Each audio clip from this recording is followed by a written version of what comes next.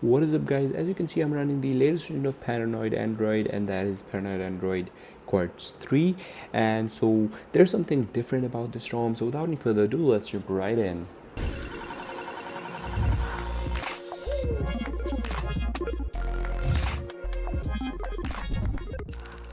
Alright, so guys, before we start, please make sure to subscribe and like this video.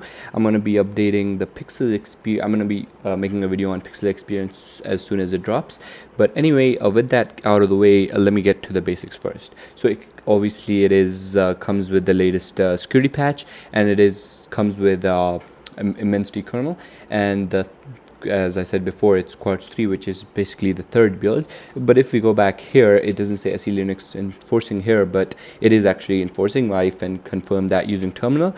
But other than that, there's one more thing which is different, and that is this ROM is a CAF based and not AOSP based. And that basically means it is going to be smoother and just more responsive and just overall smoother. Now with that out of the way, there's not much to talk about this ROM because there are literally no customizations. There's only this styles thing, which is basically Android 10 thing, and it's not an extra customization. But yeah, that is the only thing. So if you want to customize this ROM to your own taste, you will have to actually use a substratum and themes like that. Also guys, this is an OSS based ROM, which means ANX camera or MIUI camera for ASP ROMs will not work fully. So yeah, you'll have to use Gcam, which is actually pretty good nowadays. You can use 4K 60 with EIS. But yeah, there's also one more thing that is missing, and if we go to display, actually two things. And there's no DC dimming. Also, there is no raise to wake in ambient display. So yeah, those are the two features that are missing. Also, the dev has promised that he will be bringing Paranoid camera, which some people told me is actually pretty great. So he will be bringing that up in the next build of Paranoid Android for Redmi K20 Pro. Also, battery life has actually been pretty great for me, so let me show you the idle drain real quick. I wasn't able to test the active, but someone did test it, and then he did tell me. So yeah, idle drain, actually overnight it didn't drain a lot, so it drained about, I think, 2 to 3%, something like that. So it was about, I think about maybe let's say 30%, and then it became, I mean, it was 35 or something like that, I guess, and then it became around 33 or 32, I don't know. But the idle drain is actually pretty low.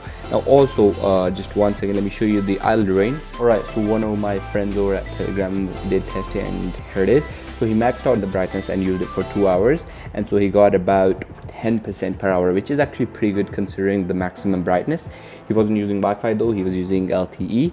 But yeah, so battery is actually pretty great. And guys, talking about the fingerprint speeds, it's fine, nothing too special, not bad either. It's just fast, not too fast on some of the ROMs like extended UI. So I would say extended UI is faster. But yeah, it's accurate. You don't really need to worry about it being like, this shouldn't be a factor that should stop you from installing this ROM, because it's fine for the most part. Now moving on to performance, as I said before, it's a CAF based, so expect it to be pretty smooth and the performance should be pretty great. But I did not actually test PUBG or anything like that. I'm not a PUBG player, but sometimes I play just sometimes for fun, very rarely. But yeah, so I wasn't able to test the performance, but in terms of smoothness, the real life usage other than gaming was actually pretty good. So let me do the super fast app opening test, and that's what I call it. I do it on all my videos, or at least I try to, if I remember. And by the way, it comes with retro music player by default.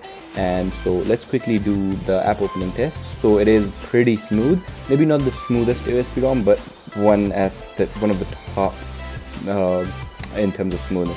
So let's quickly do the app opening test.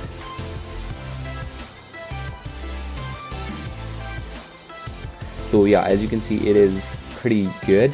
Also, if you're wondering, it comes with these are the only customizations with the stock launcher. You can change the icon tag, but the stock launcher is called, actually let me show you. So the stock launcher is Paranoid Android. You can obviously change it to launcher or OnePlus launcher if you wish to, but yeah, that is the stock launcher. But guys, in a few words, I would say this ROM is fast, smooth, and pure vanilla. But that is basically about it. If you're still watching, please make sure to subscribe and like this video, and thank you. This is Fuzal Hamid from Mr. Tech Boss, signing off.